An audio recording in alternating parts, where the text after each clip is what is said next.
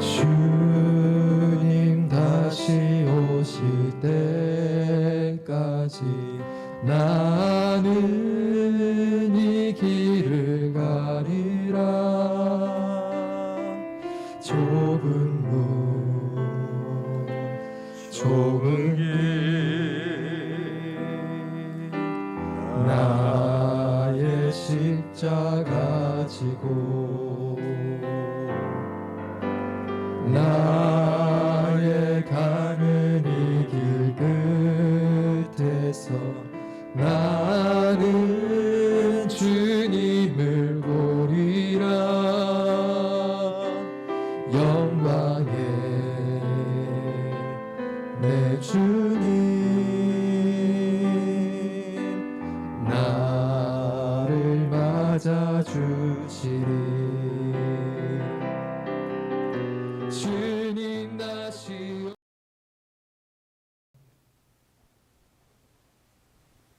누가복음 18장 9절에서 14절 말씀입니다.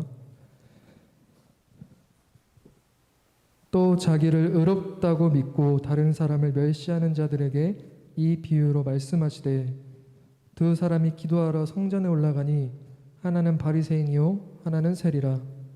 바리새인은 서서 따로 기도하여 이르되 하나님이여 나는 다른 사람들 곧 토색, 불의, 간음을 하는 자들과 같지 아니하고 이 세리와도 같지 아니함을 감사하나이다. 나는 일에 2번씩 금식하고 또 소득의 11조를 드리나이다 하고 세리는 멀리 서서 감히 눈을 들어 하늘을 쳐다보지도 못하고 다만 가슴을 치며 이르되 하나님이여 불쌍히 여기소서 나는 죄인이소이다 하였느니라. 내가 너희에게 이르노니 이에 저 바리새인이 아니고 이 사람이 의롭다 하심을 받고 그의 집으로 내려갔느니라. 무릇 자기를 높이는 자는 낮아지고 자기를 낮추는 자는 높아지리라 하시니라. 우리는 오후 이 시간에 누구를 의지하고 신뢰할 것인가에 관해서 성경 전반에 걸쳐서 살펴보는 중에 있습니다.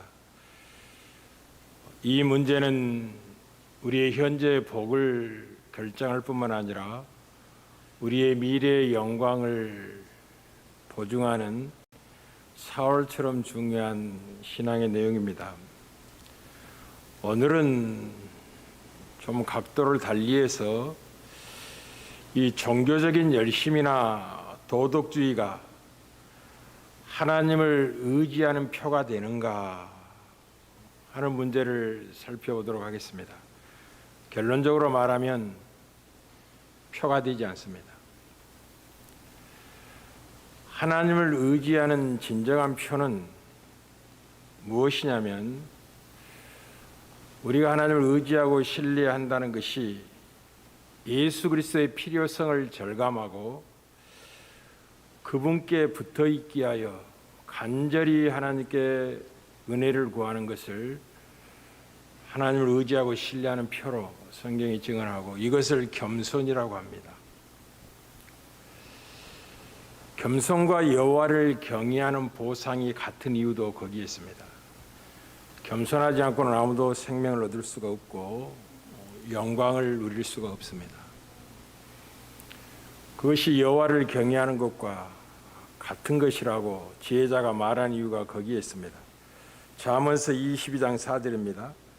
겸손과 여호와를 경외함의 보상은 재물과 영광과 생명이니라 라고 하여 겸손이 곧 여호와를 경외하는 것이며 여호와를 경외하는 것이 곧 겸손이다 라고 교대로 사용하는 걸 보게 됩니다. 예수 그리스도의 필요성을 절감하고 그분께 붙어 있고자 간절히 하나님의 은혜를 구하는 것, 이게 겸손입니다. 그 외에 다른 모든 종교적인 열심이나 도덕주의는 자기를 속일 수 있다는 걸 잊지 말아야 됩니다. 하나님을 의지하고 신뢰하지 않고 있음에도 불구하고 그 종교적인 열심과 도덕주의가 하나님을 의지한다고 자기를 속일 수 있다. 그게 오늘 바리새인의 문제라고 본문이 증언하고 있는 중에 있습니다. 이 구약의 이스라엘 백성들은 북이스라엘이나 남유다나 할 것 없이 참되신 하나님을 의지하고 신뢰하는 것을 버리고 다른 것 전혀 도움이 되지 않는 열국을 의지합니다. 그게 애굽일 수 있고 아수르일 수 있고 바벨론일 수 있습니다. 그리고 우상을 의지하다가 망한 역사가 구약의 역사입니다. 그들이 신앙을 버린 건 아닙니다. 형식적인 신앙을 갖고 있었고 열심은 내고 있었습니다. 그러나 그들이 진정으로 의지한 것은 여호와라 이름하신 하나님이 아니라 이기 때마다 열국을 의지하고 우상을 향하여 도움을 구하는 것으로 심판을 자초하게 됩니다. 호세아 7장 11절 북방 이스라엘 멸망을 이렇게 설명합니다. 에브라임은 북방 이스라엘을 이야기하는 겁니다.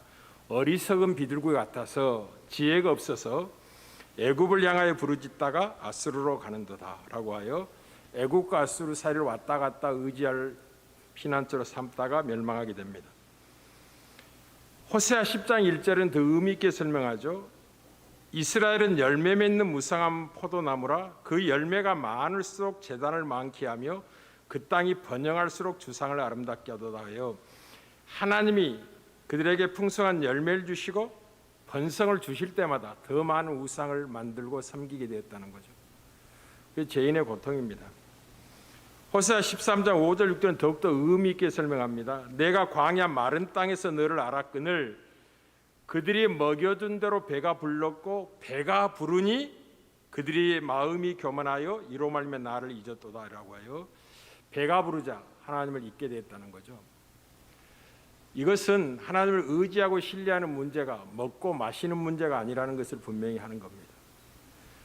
이스라엘 백성은 끊임없이 이렇게 생각합니다. 하나님이 풍성만 주신다면 하나님 안 떠나고 하나님 의지하고 잘 섬기겠습니다 라고 구약에 하나님께 끊임없이 시험을 했고 하나님은 풍성을 줄수록 그들은 우상을 만들었으며 나를 떠나 열국을 섬기다가 망하더라라는 게 구약의 역사죠. 이제 바리새인들과 서기관들은 이제 열심 있는 종교인들이죠. 도덕주의자들하고 율법의 전문가들이기도 합니다. 그러나 바리새인과 서기관들이 착한 것, 그들이 도덕주의와 율법을 행하는 모습을 보이는 것은 하나님을 사랑해서가 아니라 그들의 입술로는 주를 공경한다고 하면서도 마음으로는 하나님께 멀어져 있었습니다. 이미 이사야 선지자가 그것을 알고 선포했고 예수님도 그 말씀을 인용했던 거죠. 이 백성이 입술로는 나를 공경하되 마음은 내게서 멀듯하고 하나님은 마음을 살피신 분입니다. 그들의 동기를 정확히 들여다보시는 거예요. 뭐 때문에 나를 찾는지, 뭐 때문에 기도하는지 정확히 살펴보는 겁니다. 나를 의지해서 진정 나의 도움이 필요해서 나를 가까이하고 나를 찾고 있는지 아니면 어떤 다른 목적 때문에 기도라는 수단을 통해 나를 간절히 찾는 모습을 보이는지를 하나님이 정확히 그 마음을 살피시고 아시는 거죠. 이 바리새인들의 종교적 행위는 하나님을 통제하려는 욕구 때문에서 열심을 내는 행위였습니다. 그리고 그 욕구는 두려움 때문이라고 이미 여러분의 말씀을 드렸고 반드시 그 두려움은 교만으로 나타나게 됩니다. 그리고 예수님께서는 마태복음 5장 21절 아주 중요한 말씀을 이렇게 하시죠. 내가 너희에게 이르노니 너희 의가 서기관과 바리새인보다 낫지 못하면 결코 천국에 들어가지 못하리라. 여러분 천국에 들어가지 못하리라고 말씀하실 때는 여러분의 영혼과 운명이 걸려 있는 거잖아요. 그러니 그 말씀의 의도가 무엇인지를 깊이 살필 줄 아는 게 지혜죠. 그냥 대충 이렇게 지나가는 것은 영생의 문제에 대해서는 뭐 가볍게 생각, 천국 가는 것을 너무 소홀히 생각하는 것과 같습니다. 그러니 바리새인과 서기관의 의가 무엇인지를 정확히 살펴야 되면 그러면 성경에서 그보다 나은 의가 무엇인지를 또 확인하고 그를 붙잡아야 되는 거죠. 이 바리새인들의 고통은 이제 자신들의 나쁜 행위를 회개하지 않는 문제가 아니라 선한 행실의 교만 때문에 그렇습니다. 주님은 그들의 선한 행동의 동기를 정확히 알고 계십니다. 그들의 그 율법주의, 이 도덕주의는 자력 구원의 방편이었습니다. 그렇게 하면 구원에 이를 줄 안다고 스스로 만든 구원을 쫓고 있었던 거죠. 하나님께서 허락하신 구원을 붙잡고 사모하는 게 아니라 자기 노력과 열심으로 이렇게 하면 구원에 이룰 수 있겠다라는 잘못된 판단에 의해서 그렇게 한 겁니다. 그러니 이 바리새인의 문제는 스스로 의롭게 하는 태도에 있었습니다. 지금 우리들의 문제입니다. 아주 조심하고 자신을 살펴야 될 내용이죠. 이 바리새인들은 자기들의 육체를 신뢰하고 종교적 열심을 의지하고 있었지 하나님께로부터 오는 구원을 의지하지 않고 있었습니다. 하나님께로부터 오는 구원의 유일한 방편은 그가 보내신 인자를 믿는 것입니다. 예수를 붙잡는 거예요. 그러나 그들은 예수와 대척점에 있었고 예수를 믿지 않고 부인했던 사람들이죠. 그 이유가 무엇이라고요? 그들은 하나님께로부터 오는 의를 의지하지 않고 자기 의를 쌓고 있었습니다. 그들은 자기들의 도덕적 이력을 내세워서 하나님과 사람에게 빚을 지워주게 되고 그분과 그들을 통제해서 자기가 원하는 대로 하게 만들게 하여 종교를 동원하고 있었습니다. 이 문제를 사도 바울은 아주 아픔을 가지고 로마서 10장에서 자기 민족의 구원을 간절히 사모하면서 이렇게 증언합니다. 형제들아, 내 마음이 원하는 바와 하나님께 구하는 바는 이스라엘을 위함이니 곧 그들로 구원을 받게 하렴이라. 내가 증언하노니 그들이 하나님께 열심히 있으나, 오늘 조금 이따 살펴보겠지만 바리새인들이 얼마나 하나님께 열심히 있었는지를 보게 될 겁니다. 열심히 있으나 올바른 지식을 따른 것이 아니니라. 하나님의 의를 모르고 자기의 의를 세우려고 힘써 하나님의 의에 복종하지 아니하였느니라. 하나님의 의는 예수 그리스도를 믿음으로 주어지는 의입니다. 예수 그리스도의 필요성, 예수를 의존하지 않고도 얻을 수 있는 길은 없습니다. 그러나 바리새인들은 이 하나님의 의에 복종하지 아니하고 의지하지 않고 자기 의를 세우려고 열심을 냈다는 거죠. 예수 그리스도는 누구냐? 예수 그리스도는 모든 믿는 자에게 의를 이루게 하여 율법의 마침이 되시는 분입니다. 율법의 목적 지점이에요. 이렇게 율법이 말하는 바 의도는 무엇이냐면 너희는 예수께 가야 된다. 예수를 의지해야 된다. 예수를 믿고 그를 붙잡아야 된다. 그래야만이 생명과 구원을 얻게 되느니라. 다른 길은 없느니라. 이것이 율법이 지적하고 있고 목표 삼고 있는 그 마침이었습니다. 그러나 그들은 그리스도께 가지 아니하고 자기 의를 쌓는 것으로 하나님을 의지하고 신뢰하고 있다고 속고 있었고 속이고 있었습니다. 그들은 자기도 천국에 들어가지 못할 뿐만 아니라 천국에 들어가는 자들의 문을 딱 가로막고 못 들어가게 하고 있는 사람들이었습니다. 그래서 주님은 그들을 독사의 자식들이라고, 회칠한 무덤이라고 말씀을 하셨던 거죠. 이 자기의 문제는 아주 무섭습니다. 사도 바울도 한때는 이것에 매여 있었다고, 그러나 주님의 은혜로 이제 그가 은혜를 입고 하나님께로부터 온 의를 누려서 구원에 이르게 됐다는 것을 빌립보서 3장 4절부터 9절에서 확실히 증언합니다. 그러나 나도 육체를 신뢰할 만하며, 사도 바울은 자랑거리가 많았습니다. 누구든지 다른 이가 육체를 신뢰할 것이 있는 줄로 생각하면 나는 더욱 그러하도다. 다른 사람과 비교해 조금도 부족함이 없는, 뒤떨어지지 않는 인생이었습니다.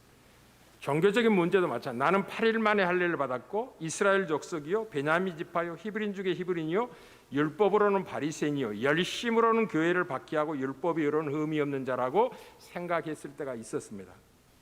그러나 무엇이니 내게 유익가 된 것을 내가 그리스도를 위하여 다 해로 여길 뿐더러 또한 모든 것을 해로 여김은 내 주 그리스도를 아는 지식이 가장 고상하기 때문입니다. 예수 그리스도를 안다는 것은 무엇이냐면 예수 그리스도만이 우리가 의지할 뿐이고 신뢰할 뿐이며 그를 붙잡지 않고는 결단코 의로움을 얻어 구원을 이룰 수 없다는 사실을 예수 그리스도를 아는 지식에서 얻는 것입니다. 그래서 예수 그리스도를 아는 지식의 고상함은 다른 모든 것을 무력화시키죠. 사도 바울의 표현대로 하면 다른 모든 자랑거리는 배설물에 불과했으며 그 그리스도를 아는 지식을 붙잡기 위해서 받은 모든 잃어버릴 대가를 지불해도 전혀 아깝지 않았다라는 거죠. 나는 그리스도를 얻고 그 안에서 발견되는 인생이 되어서 구원에 이르기를 원하는데, 왜냐하면 내가 가진 의는 율법의 행위로 말미암지 않고 그리스도를 믿음으로 말미암아 난 하나님께로부터 의이기 때문에 했습니다. 지금 바리새인들은 자기 의를 쌓고 있었습니다. 하나님께로부터 오는 의를 거부하고 하나님께로부터 오는 의는 예수 그리스도를 믿을 때 예수 그리스도의 의로움을 우리의 의가 되게 하셔서 우리를 의롭다 여기는 하나님의 구원이죠. 우리의 의는 예수 그리스도입니다. 예수 그리스도가 우리의 의로움이에요. 그러니 여러분이 이 땅에서 조금 잘못하고 좀 신자답지 못하다고 해서 여러분의 의가 사라지는 게 아닙니다. 여러분의 의는 이미 하늘보다 우편에 있습니다. 반대로 여러분이 조금 하나님께 잘하고 똑똑하고 도움이 될 만한 행위를 했다 그래서 여러분의 의로움이 더해지는 것도 아닙니다. 왜냐하면 우리의 의는 어제나 오늘과 영원도 동일한 의입니다. 예수 그리스도가 우리의 의로움이기 때문에 그렇습니다. 이미 하늘보다 우편에 우리의 의가 있어요. 참 놀라운 인생들이죠. 사도 바울이 이 비밀을 알게 된 겁니다. 그래서 이 바리새인의 영적 문제는 자기들의 그 자신의 자아상의 근거를 성취와 행위에 두는 데서 비롯되는 지독한 정서 불안에서 나온 의였습니다. 그래서 그들은 어떻게 해야 되느냐? 끊임없이 자신들이 옳다는 것을 증명하고 떠받치기 위해서 다른 사람을 깎아내리고 흠잡아야만 했습니다. 오늘 이 문제를 다루고 있죠. 스스로 의롭다고 믿고 다른 사람을 멸시하는 자들에 관하여 비유로 말씀을 하십니다. 한 바리새인이 하나님께 기도하러 성전에 왔다가 이렇게 기도하는 거죠. 하나님이여, 나는 다른 사람들 곧 토색, 불의, 간음을 하는 자들과 같지 아니하고 이 세리와도 같지 아니함을 감사하나이다. 나는 일에 2번씩 금식하고 또 소득의 11조를 드리나이다 하고 사람과 자기를 비교하고 하나님 앞에서 떳떳함을 드러내고 증언하려는 어리석음을 드러내게 됩니다. 그러나 한 세리는 달랐습니다. 멀리 서서 감히 눈을 들어 하늘을 쳐다보지도 못하고 다만 가슴을 치며 아뢰되 하나님이여 불쌍히 여기소서 나는 죄인이로소이다 했느니라. 이 고백은 놀라운 고백입니다. 하나님의 은혜를 입지 않고는 아무도 고백할 수 없는 고백이고 신적 존재 앞에 서보지 않고는 토해낼 수 없는 고백입니다.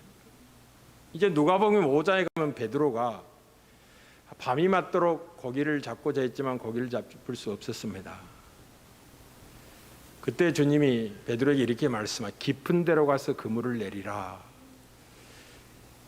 밤이 맞도록 고기를 잡지 못했으면 갈리는 자기의 나하발이었어요. 쉽게 말하면 그 바다의 전문가들이었단 말이에요. 어디에 그물을 던지면 고기를 잡을지 예수님보다 그들이 더 잘 알고 있었습니다. 그래도 고기를 잡을 수 없었습니다. 그때 베드로가 뭐라고 이야기하죠? 도저히 이해되지 않는 이 요구를 하셨지만 우리가 말씀에 의지하여 그물을 던지리이다 하고 그물을 던졌더니 2배에 가득 찰 만한 많은 고기를 잡게 됐습니다. 그때 베드로가 자기에게 깊은 데로 가서 그물을 내리라고 명하셨던 분이 보통 분이 아니라는 사실을 알게 됩니다. 신적 존재가 자기 앞에 서 있다는 것을 알고 이렇게 고백하죠. 나는 죄인이로소이다. 나를 떠나소서. 이 자기가 죄인인 걸 확인하는 이 놀라운 은혜는 하나님을 만나고 하나님을 경험한 자가 토해낼 수 있는 진실한 고백입니다. 자기가 죄인인 것을 처절하게 경험해야만이 예수 그리스도의 필요성이 뚜렷이 다가옵니다. 그래서 예수 그리스도를 구주로 고백하는 겸손함이 없는 어떤 자도 하나님을 의지하고 신뢰하는 자가 아닙니다. 자기를 신뢰하고 있고 자기의 종교적 열심과 도덕적 이 공로를 의지하고 있습니다. 아무도 구원에 이를 수 없을 겁니다. 이 바리새인과 하나님 사이를 가로막고 있는 것은 무엇이었냐면 그들의 죄가 아니라 그들이 스스로 율법에 흠이 없다고 생각하는 영적인 교만이었습니다. 쉽게 말하면 그들의 종교적인 열심이 하나님 그들의 사이를 가로막고 있었던 겁니다. 이게 아주 조심해야 될 신앙의 내용입니다. 그들은 공로의식이 하나님의 은혜를 거부하고 있었고 이 바리새인들이 죄를 피하는 것이 곧 예수를 피하는 것이 되고 말았습니다. 이게 아주 중요한 말씀이죠. 자기들이 죄를 피하는 삶이 예수를 피하는 결과를 만들어냈습니다. 그러나 죄를 피할 수 있다고 피해진 거 아닌데 죄를 피하고 있다고 오해한 거, 율법을 지키고 있다고 오해를 한 겁니다. 주님이 너희가 살인하지 말라라는 말을 너희가 들었거니와, 그것은 이제 계명 중에 중요한 계명이 하나죠. 그러나 주님이 이렇게 말씀은 나는 너희에게 이르니 형제에 대해서 노하고 나가라 하는 자마다 지옥불에 던져지게 될 것이라. 형제를 미워하는 것이 살인하는 것이라고. 주님은 그 살인의 동기를 정확히 짚으셨고, 모든 율법은 보이는 글에 있는 게 아니라 그 율법 주신 분의 의도, 동기에 있습니다. 하나님을 사랑하느냐, 이웃을 사랑하느냐의 문제지, 하나님을 사랑하지 않고도 계명을 지키면서 하나님을 사랑한다고 오해할 수 있는 게 신앙의 위험이라는 걸 기억하십시오. 이웃을 사랑하지 않고도 율법의 계명을 지킴으로 이웃을 사랑하고 있다고 속을 수 있다는 게 신앙의 무서움이라는 걸 기억하셔야 됩니다. 바리새인들의 교훈은 우리에게 많은 것을 이제 이야기하는 거죠. 그래서 그들이 구주 대신 예수를 피하려면 율법을 지키면 된다고 생각을 했고, 율법을 지키고 있기 때문에 예수가 필요 없다고 생각을 했던 겁니다. 그러면 어떻게 되냐? 권리가 생기는 겁니다. 이제 자기의 율법적인 도덕주의의 선행으로 말미암아 떳떳함을 강조하기 시작하면 하나님은 빚을 지게 되고, 하나님은 당연히 기도 응답을 해 주셔야만 되고, 행법한 삶을 보장해 주셔야 된다고 생각을 하는 거죠. 하나님께 의무를 지워지는 것입니다. 그렇게 되면 값없는 은혜로 여러분을 용서해 줄 구주가 필요해지지 않습니다. 율법적 행위가 자신의 구주가 되기 때문에 그렇습니다. 자신이 자신의 구주가 되고 만 것입니다. 이건 아주 무서운 것입니다.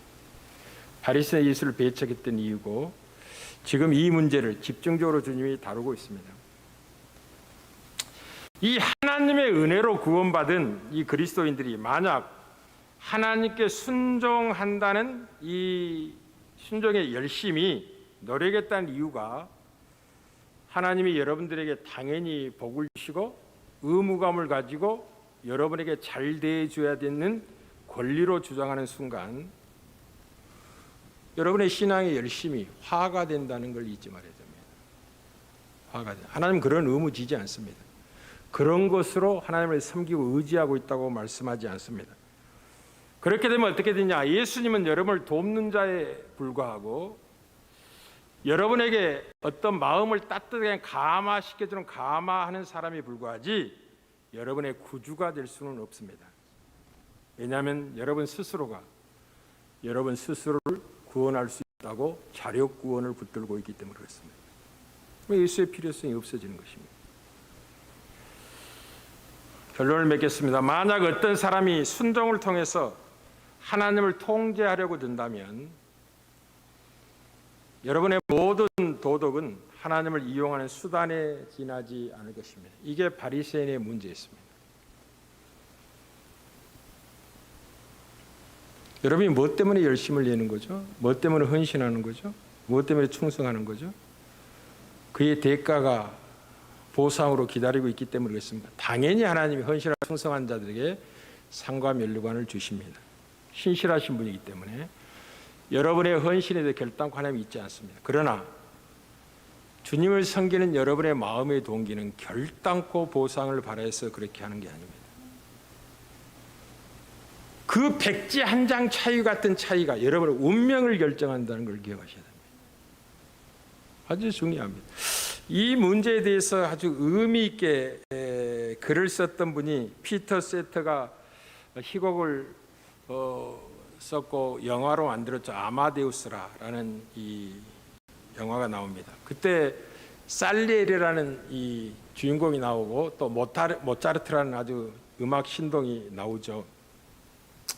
이 살리에리는 탁월한 작곡가였습니다. 아주 모두가 부러워할 음악가였고 자선도 많이 하고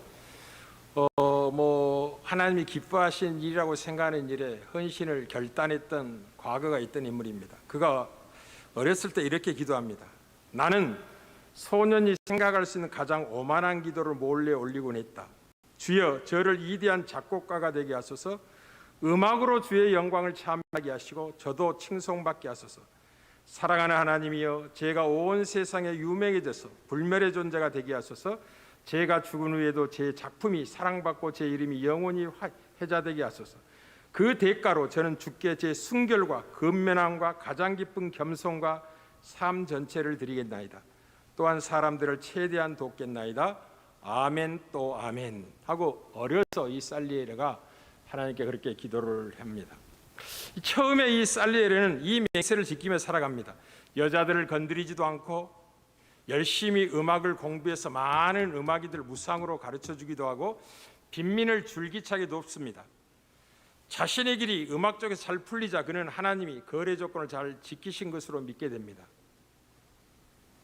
그때 음악적인 재능이 살리에르보다 훨씬 더 뛰어난 모차르트가 등장합니다.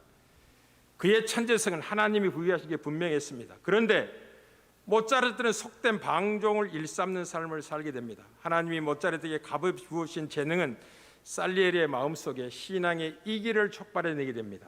이렇게 하나님께 원망합니다. 도무지 이해할 수가 없습니다.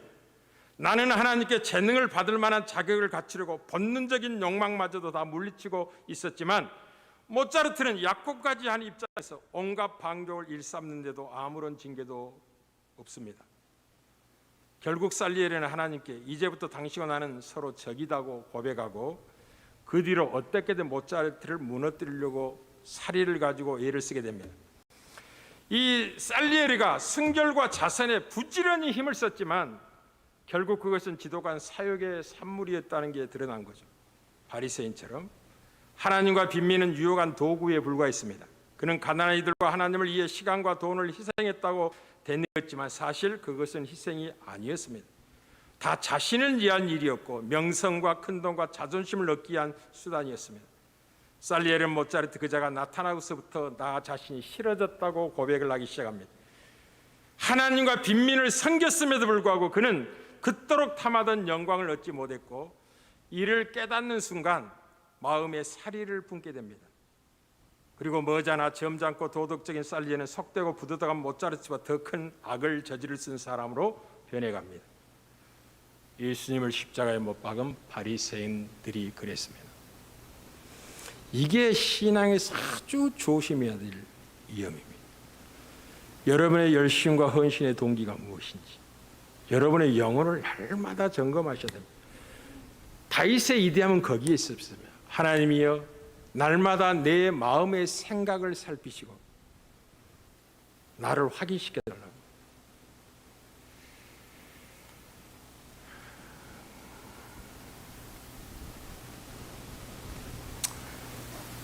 사랑하는 성도 여러분, 오전에도 말씀을 드렸지만 복음이 무엇인지를 바로 깨달아야 됩니다.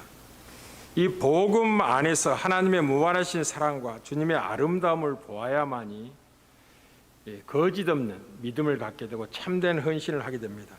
그때야만이 참되게 주를 의지할 수 있다는 걸 기억하셔야 됩니다. 예수를 놓치면 모든 것을 놓치는 것입니다. 예수는 많은 것 중에 하나를 붙잡거나 하나를 놓치는 분이 아니고 예수는 전부십니다. 예수를 얻으면 모든 걸 얻는 것이고 예수님을 잃어버리면 모든 것을 잃어버리는 것입니다.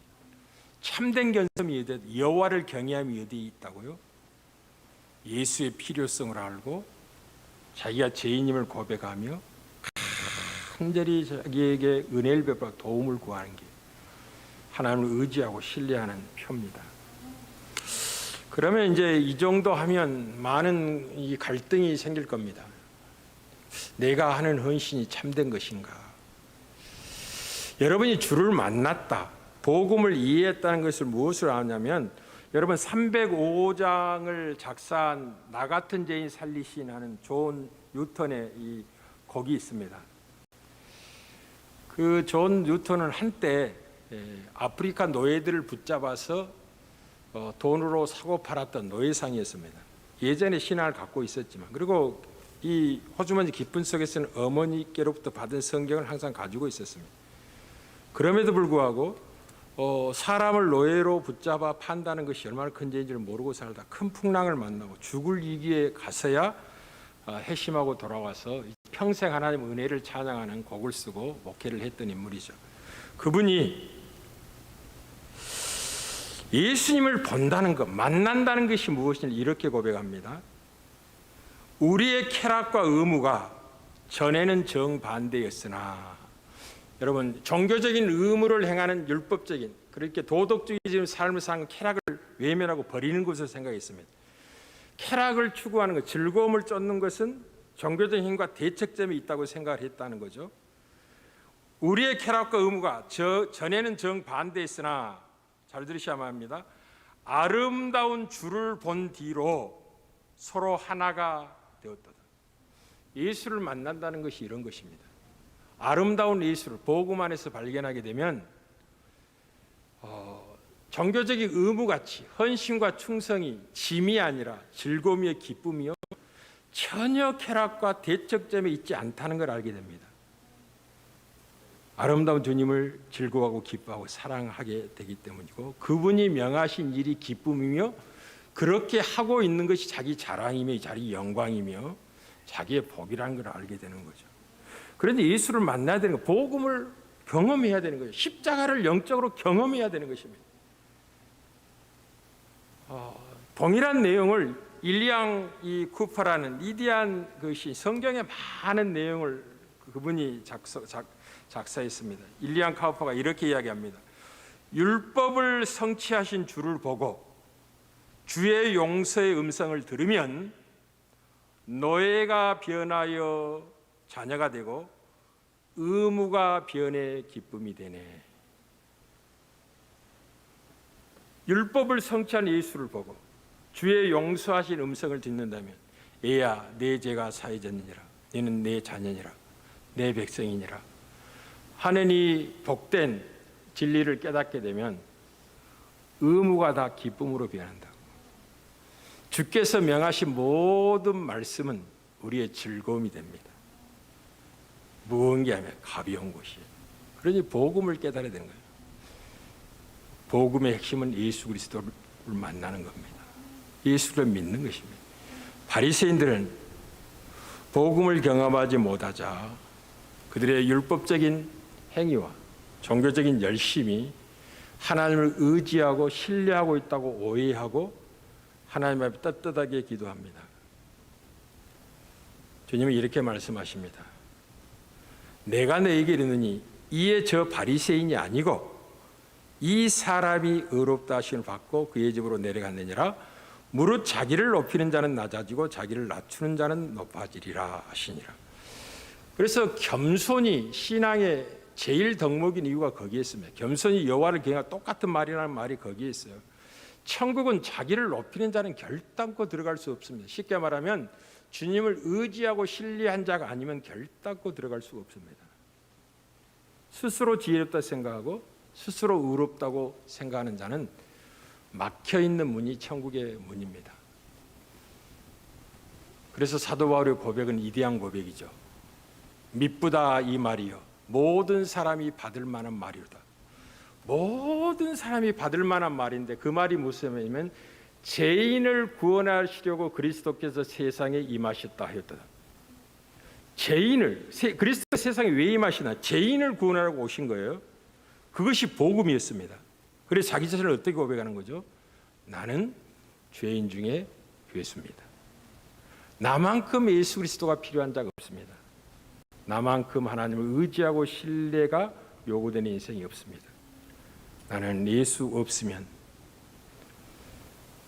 존재가 불가능한 인생을 알게 되었습니다. 왜냐하면 예수께서 죄인을 구원할 세상에 오셨기 때문이고 내가 죄인 중에 괴수이기 때문입니다. 이 말이 가장 기쁜 받을 만한 말입니다. 그래서 참된 겸손은 도덕주의나 율법적인 열심의 판단 근거가 있는 게 아니라 그가 예수 그리스도의 필요성을 아느냐 하는 것입니다. 그리고 세월 속에 예수 그리스도를 견고히 붙잡느냐 하는 거예요. 그러니까 여러분이 이 인생을 살면서 하나님 아닌 다른 것을 의지하고 붙잡고 살아가는 세월이 있어요. 놓지 않는 마지막 끈이 있습니다. 근데 세월이 가져다 는 복이 무엇이냐면 그리스도 예수 말고 붙잡고 있던 마지막 끈 하나까지를 놓게 된다는데 세월이 만들어내는 감격이 있는 거예요. 인생을 사는 의미가 있는 거예요. 나이가 들면 죽음이 가깝습니다. 그 죽음에서 여러분을 구원하실 분은 구세주 예수 그리스도밖에 없습니다. 그러니 헛된 것을 붙잡고 살아왔던 과거를 한탄해하며 고개를 들지도 말 부끄럽게 하면서 이 세리가 살아왔던 삶을 보세요. 얼마나 그 재물을 의지하고 살았겠습니까?